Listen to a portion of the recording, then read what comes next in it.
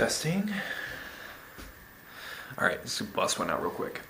So, just read an article about Alzheimer's and caffeine intake, and it's pretty sweet.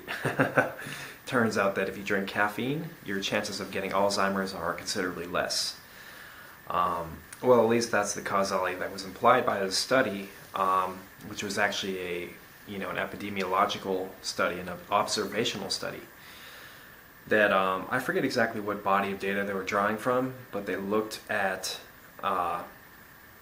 basically they said, okay, if people who drink caffeine have less likelihood of getting Alzheimer's, then non-Alzheimer's patients should have higher caffeine consumption than Alzheimer's patients. So they looked at, Alzheimer's patients and correspondingly aged and, socioeconomically endowed people, and they figured out that I think the average intake of caffeine for people with Alzheimer's disease was like 80 milligrams per day for the previous 20 years before they were diagnosed. And for the corresponding control group, the non-Alzheimer's group, I should say, the figure was more like 200 milligrams per day. For the 20 previous years. So pretty interesting finding. There are a lot of other studies that actually that have similar findings to that.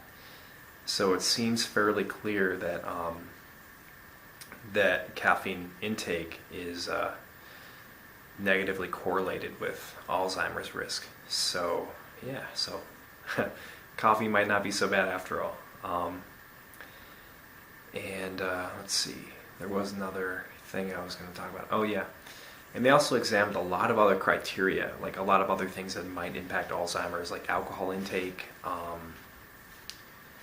What else? Basically a bunch of other lifestyle factors that, would seem somewhat likely to possibly have an effect. And it turns out that caffeine is one of the few that actually does. I wish I had that list on me, but I don't. My computer's in the other room, just busting this out real quick. But yeah.